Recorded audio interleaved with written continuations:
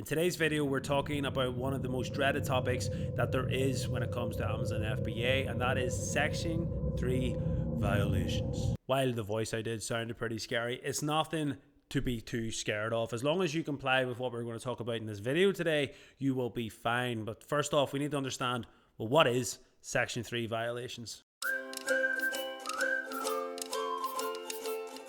See, when you signed up to Amazon FBA, see all those terms and conditions that I am sure you read every single word of? That includes Section 3 violations, meaning that they have you signed up to terms and conditions that you must comply with, and if you don't, you're out of there. You're done. Amazon don't need to send you a text, they don't need to do anything, they'll just ghost you. Boot you out, you're done. So there's three key things that you need to know about Section 3. Amazon can end things with a 30-day notice period. So, at least they're going to let you pack your bags before throwing you out. They'll give you 7 days to fix things, but that's really only if they're feeling, nice to you.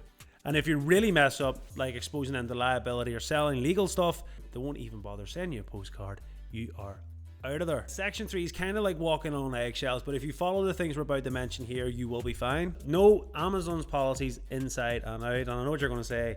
Jesus, if you read their policies, there's a hell of a lot there. There is. But the good thing about Deal Hunters is we have a Discord, we have courses, we have all of this to keep you in the loop. Our Discord is free, so you might as well subscribe. And also subscribe to the YouTube channel. Plenty of good content like this video. Amazon's always changing things as well, so you have to stay up with everything that they're doing. And they send you plenty of emails, so make sure to read them. This is key. Source legitimate products. Make sure your wholesalers are legitimate, or any of the goods that you're buying are legitimate. If they don't look right or don't feel right, I would not take that risk. And that ties you into being honest. Always make sure what you're shipping in is true. There's nothing shady about your business, because it will come back to bite you in the arse. Also, if you're getting bad reviews, like people saying that it's counterfeit or dodgy, even if it's not, I would stop selling that good. Or at least fix the problems before Amazon step in. Try to do fair pricing as well. If a product is literally costing you £1 and you're the only seller, don't increase the price to 30 quid for something crap.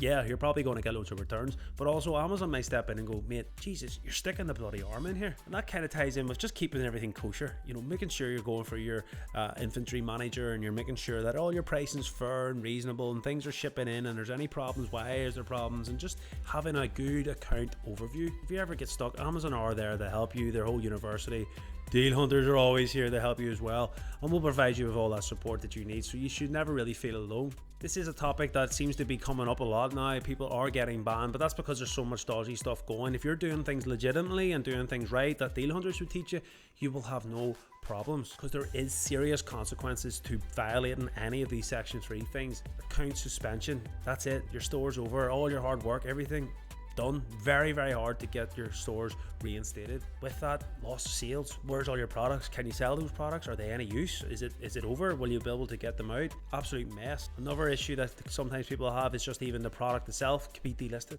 If you've a private label product and you've just spent 10 grand on a good because you've done something wrong and it is counterfeit or it's dodgy, 10 grand, poof, just like that, gone. That's why we always say about doing wholesale first. Understand Amazon's business models, get set up. If you jump straight in with the most hardest, riskiest option of private labeling, you're setting yourself up for failure here. And the worst bit that I think is bad enough all these things happen, see if you've got a nice pretty payout coming, they will stop that coming to you.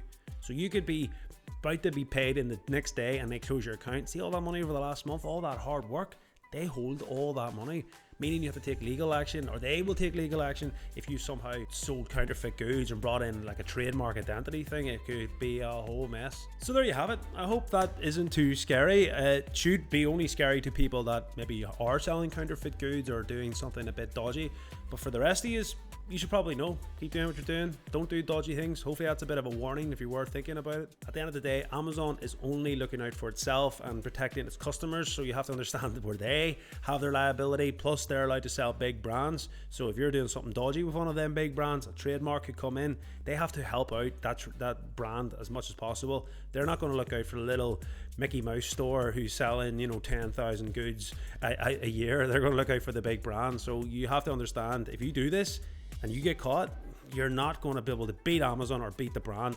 Never. But if you keep your products legit, you'll be just fine. And I hope you have found this video informative. If you have, please like, subscribe, help us grow the channel. Check out our free Discord down below. Or perhaps if you're looking to start Amazon FBA, give us a shout, a DM, get a free call with one of our team members, maybe even myself, who knows. And I'll see you all in the next video. Peace.